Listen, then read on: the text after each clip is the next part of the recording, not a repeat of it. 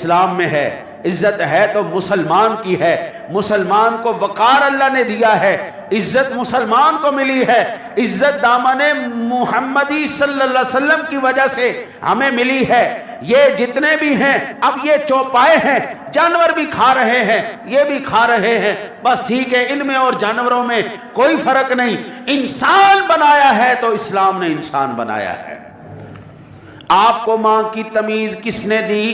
اسلام نے آپ کو ماں کی تمیز دی ہے، اسلام نے آپ کو بیٹی کی تمیز دی ہے، اسلام کے اندر آپ کو بتایا گیا ہے یہ آپ کی خالہ ہے، یہ آپ کی ماسی ہے، یہ آپ کی پھوپھی ہے، آپ نے اس کا بھی احترام کرنا ہے، یہ آپ کا باپ ہے، یہ آپ کی ماں ہے، یہ آپ کی بہن ہے۔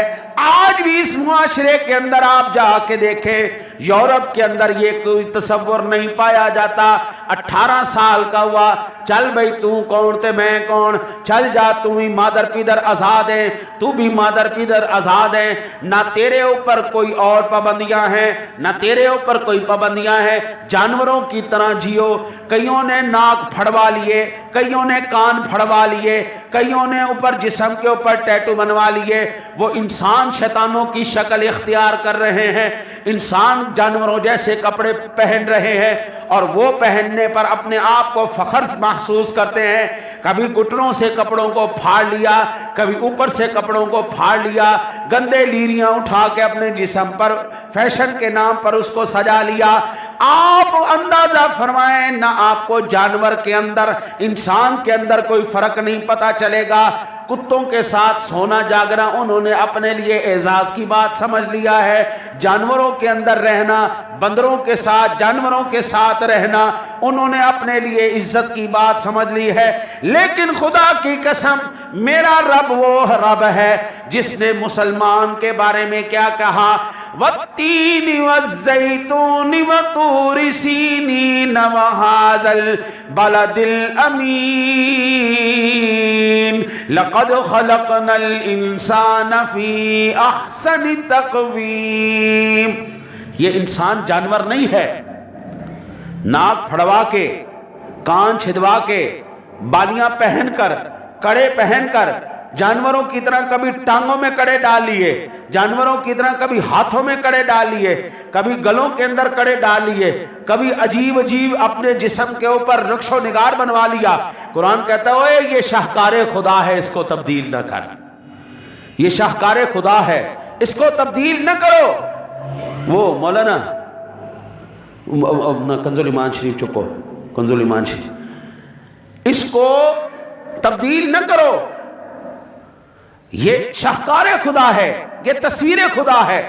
آج جو دنیا کے اندر اعلان کیا گیا، آئیے میں آپ کو قرآن پاک کے اندر سے یہی بات جو میں نے دعویٰ کیا ہے اس کا میں آپ کو ثبوت پیش کروں۔ اللہ وحدہ لا شریک نے ارشاد فرمایا وَلَأُضِلَّنَّهُمْ وَلَأُمَنِّيَنَّهُمْ وَلَآمُرَنَّهُمْ فَلَيُبَتِّكُنَّ آذَانَ الْأَنْعَامِ وَلَآمُرَنَّهُمْ فَلَيُغَيِّرُنَّ خَلْقَ اللَّهِ۔ شیطان نے رب کو چیلنج کیا، شیطان کہتا ہے قسم ہے میں ضرور بہکاؤں گا اور ضرور انہیں آرزویں دلاؤں گا، ضرور انہیں کہوں گا کہ وہ چارپائیوں کے کان چیریں گے، اور ضرور انہیں کہوں گا کہ وہ اللہ کی پیدا کی ہوئی چیزیں بدلیں گے۔ وَمَن يَتَّخِذِ الشَّيْطَانَ وَلِيًّا مِّن دُونِ اللَّهِ فَقَدْ خَسِرَ خُسْرَانًا مُبِينًا۔ اور جو اللہ کو چھوڑ کر شیطان کو دوست بنائے وہ صحیح خسارے میں پڑا ہوا ہے۔ اور یہ قرآن کے الفاظ ہیں، فرمایا یاد رکھو فَلَيُغَيِّرُنَّ خَلْقَ اللَّهِ، وہ اللہ کی تخلیق کو بدل دیں گے۔ ہمارے آپ بالوں کو دیکھیں، کسی نے کہیں سے کٹ مروایا ہوا ہے، داڑھیوں کو دیکھیں، داڑھیوں کے عجیب سے ڈیزائن بنوائے ہوئے ہیں، شکلوں کے اوپر ٹیٹو بنوائیں، جسموں کے اوپر ٹیٹو بنوائیں، قرآن کہتا ہے فَلَيُغَيِّرُنَّ خَلْقَ اللَّهِ، اوہ اللہ کی تخلیق کو تبدیل نہ کرو۔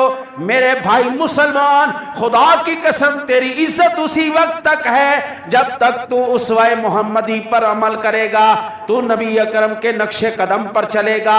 خدا کی قسم تیرا چہرہ اسی وقت خوبصورت لگے گا جب یہ 4 بال تیرے چہرے کے اوپر ہوں گے۔ چہرہ مڑوا کے تو خوبصورت نہیں ہو سکتا۔